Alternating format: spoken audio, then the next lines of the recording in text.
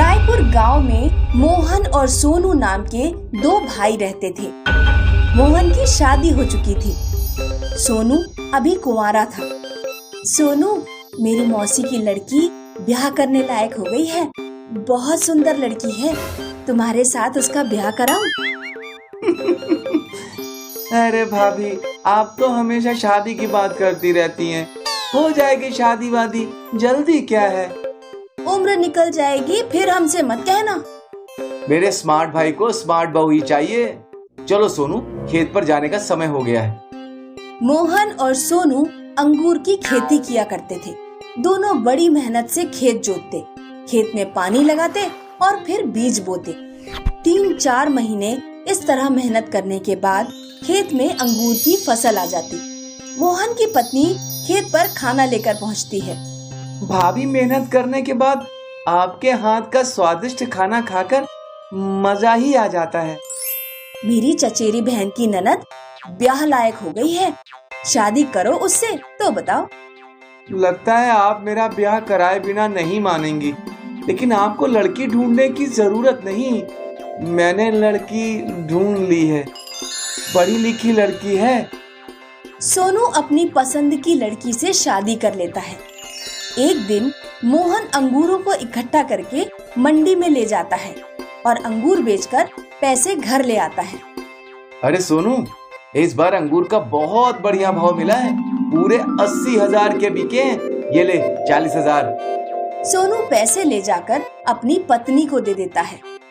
लो नीरज, पैसे तिजोरी में रख दो। कितने रुपए दिए हैं तुम्हारे भैया ने, पहले गिन तो लो। ये कैसी बातें कर रही हो नीरज, 40,000 है, भैया ने दिए हैं तो गिनने की क्या जरूरत? जरूरत है, तुम नहीं गिनोगे तो मैं गिनूंगी। और 40,000 ही क्यों दिए हैं? तुम्हें उनके साथ मंडी जाना चाहिए था। 1 लाख से कम में अंगूर नहीं बिके होंगे।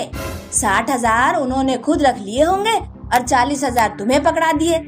ऐसा नहीं है नीरज, भैया बहुत ईमानदार हैं। ईमानदार नहीं है, बल्कि तुम्हारे सीधेपन का फायदा उठाते हैं। सोनू की पत्नी मोहन के खिलाफ सोनू को भड़का देती है। सोनू अपनी पत्नी की बातों में आ जाता है। वो गुस्से में मोहन के पास जाता है। भैया, मुझे हिसाब चाहिए और आज से आधा खेत आपका और आधा खेत मेरा। दोनों अलग अलग खेती करेंगे और अलग अलग ही रहेंगे। अगले सीजन में मोहन अपनी खेती अलग करता है और सोनू अलग। मोहन बैलगाड़ी से खेत जोतता है, सोनू ट्रैक्टर से जोतता है।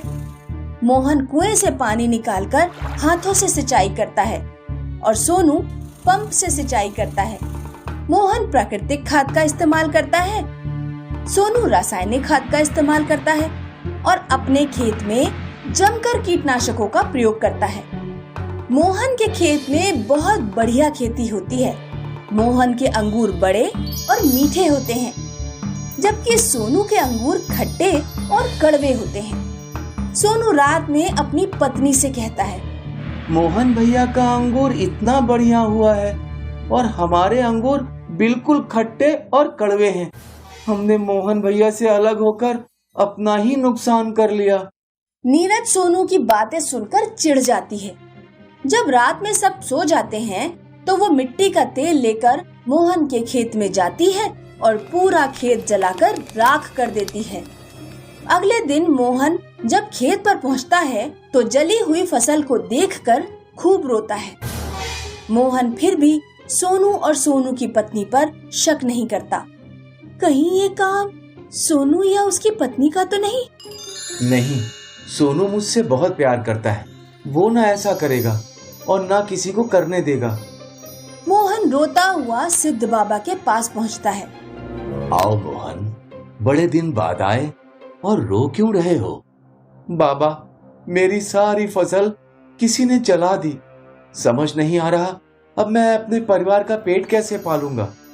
चिंता मत करो पुत्र, जिसने हमें जन्म दिया है वो परमात्मा सबका ध्यान रखता है। तुम बिल्कुल निश्चिंत होकर घर जाओ। मोहन अपने घर लौटता है। वो देखता है कि छत से एक अंगूर की बेल लटक रही है। अंगूर की बेल कहाँ से आ रही है? मोहन उस बेल को पकड़कर नीचे खींचता है, वो और लंबी हो जाती है। मोहन बेल को नीचे खींचता जाता है, लेकिन बेल और लंबी होती चली जाती है, खत्म ही नहीं होती। अरे सुनती हो, जल्दी यहाँ आओ, ये देखो अंगूर की बेल। मोहन और उसकी पत्नी अंगूर की बेल में से अंगूर तोड़कर बोरी में इकट्ठे कर लेते हैं।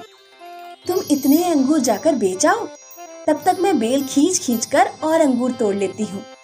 जादुई अंगूर की बेल के अंगूर बेचकर मोहन को बहुत फायदा होता है।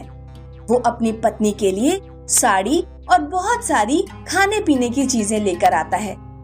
उधर सोनू भी अपने अंगूर मंडी में लेकर जाता है, लेकिन उसके खट्टे और कड़वे अंगूर कोई दुकानदार खरीदते ही नहीं। परेशान होकर सोनू सारे अंगूर फेंककर चला जाता है और घर आकर रोने लगता है। शाम को जब मोहन और उसकी पत्नी खाना खा रहे होते हैं, तो सोनू अपनी पत्नी के साथ उनके घर पहुंचता है। मुझे माफ कर दीजिए भैया, मैंने ही आपकी फसल जलाई थी। हमें माफ कर दीजिए भैया, हमारे घर खाने को कुछ भी नहीं है। कोई बात नहीं सोनू, कभी कभी छोटों से गलती हो जाती है, बड़ों का काम है उन्हें माफ कर देना। मैं तुम दोनों को माफ करता हूँ, अब से हम सब मिलकर ही रहेंगे।